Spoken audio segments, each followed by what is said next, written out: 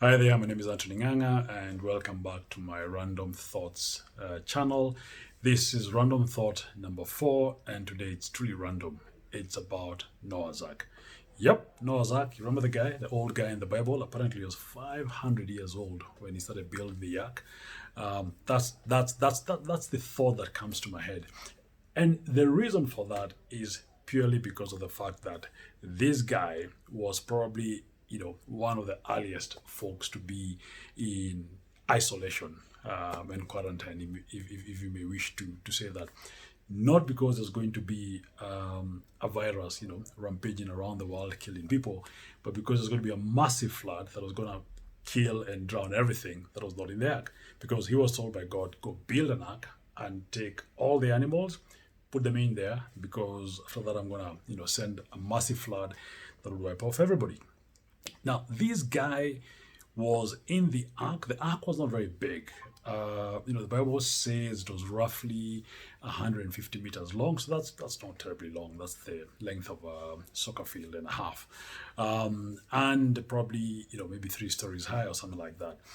And in that ark, it was going to be him and his family, and all the animals in the world, like pairs of all the animals in the world, and so, as you can imagine, that was not a lot of space that he was in. So, this guy and his family were nicely confined. If you talk of cabin fever, I think it should actually be ark fever, because that's probably why it started. Anyway, the guy managed just right. And guess what? Not for 60 days, or not for 75 days, as in Wuhan, because I think Wuhan was locked down for roughly 2.5 months, 75 days. This guy was in that friggin' boat for 370 days. 370. That is a very long time.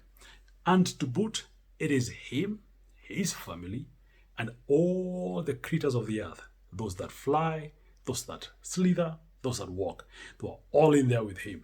Can you imagine that situation? The elephant is right here trumpeting in your ear, the lion is roaring down there, and you can't tell the damn things to shut up because they don't get it, right? Now, today, here we are. We've been asked to, quarantine, isolate, and all those things, and social distance, and we find it difficult. And because of that, human beings are doing the most ridiculous things. Even if you tried, you could not invent some of the stuff that you could not even imagine some of the stuff that people are getting into, just because they are unable to stay put in their houses. And this is real because, as much as Noah was trying to escape the flood and to save the animals and himself, today we have been asked to, stay at home, stay, isolate and all those things, because we're trying to save lives, yours, and also, the first respondent and frontline workers, because the fewer people that get sick, then the fewer chances that everybody's going to get exposed.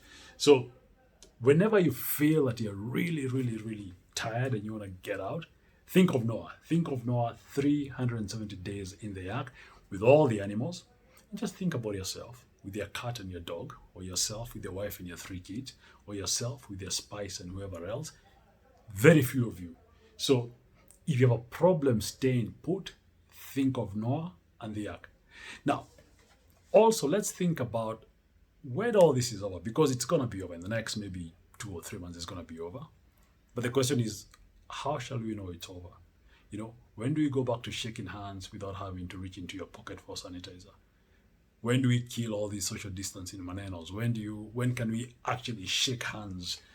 When can we hug? When can we, stop wearing face masks? When will all that happen? The sooner we stay in our homes, the sooner we stay in our little works, the sooner it's going to happen. Cheers.